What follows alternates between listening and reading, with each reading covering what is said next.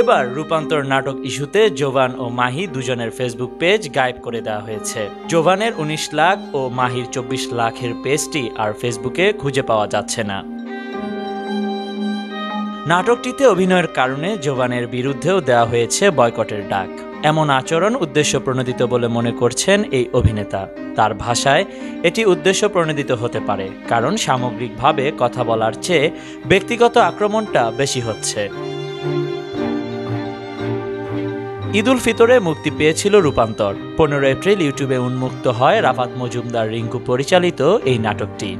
এরপরই ট্রান্সজেন্ডার ইস্যুতে নেটিজেনদের সমালোচনার মুখে পড়ে নাটকটি। ১৬ এপ্রিল দিনভরই চলে আলোচনা সমালোচনা। তবে নাটকের বিষয়বস্তু নিয়ে অভিযোগ যাচাই করার আগে ইউটিউব থেকে সরিয়ে নেওয়া হয়। কিন্তু কি ছিল সেই নাটকে? জানা যায় নাটকটির প্রধান চরিত্রে অভিনয় করেছেন ফারহান আহমেদ জোভান। প্রযোজনায় ছিল ৫১ মিডিয়া। গল্পটি মূলত একজন তরুণ চিত্রশিল্পীকে কেন্দ্র করে, যিনি শৈশবে ট্রেন দুর্ঘটনায় হারিয়েছেন পরিবারের সদস্যদের। এ কারণে তিনি জানতে পারেননি তার বাবা মা কে কিংবা কোন ধর্মের মানুষ। বড় হয়েছেন অনাথ আশ্রমে, চিত্রকর হিসেবে পেয়েছেন খ্যাতি। এর মধ্যে এক ধনীর দুলালি তার আঁকায় মুগ্ধ হয়ে প্রেমে পড়েন। বিয়ের জন্য পারিবারিকভাবে প্রস্তাব দেওয়া হয় এই শিল্পীকে, কিন্তু তিনি সাফ জানিয়ে দেন তাকে দিয়ে সেটা সম্ভব নয়। এরপর তার চিকিৎসকের মাধ্যমে জানা যায় তিনি আসলে হরমোনজনিত বিরল জটিলতায় ভুগছেন। দেখতে পুরুষের মতো হলেও ঘটনা ভিন্ন।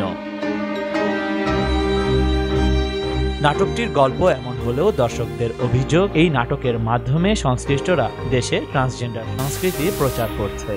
নাটকটি সরিয়ে নেওয়ার ব্যাপারে নির্মাতা জানান, আমি কোনো এজেন্ডা বাস্তবায়ন করতে আসিনি। যারা কথা বলছে তারা না দেখেই কথা বলছে। নাটকটি দেখলে স্পষ্ট হবে আমি কি বলতে চেয়েছি। পাশাপাশি ট্রান্সজেন্ডার বিষয় ভিত্তিক এই নাটকে ওয়ালটন স্মার্ট ফ্রিজের বিজ্ঞাপন প্রচারিত হওয়ায় বিজ্ঞাপনী সংস্থা লোকাল বাস এন্টারটেইনমেন্টকে আইনি নোটিশ পাঠিয়েছে ওয়ালটন। এছাড়া ওই সংস্থার সাথে সব ধরনের বিজ্ঞাপনী চুক্তিও বাতিল করেছে প্রতিষ্ঠানটি। Khandakar Ishtiaq, news now 24।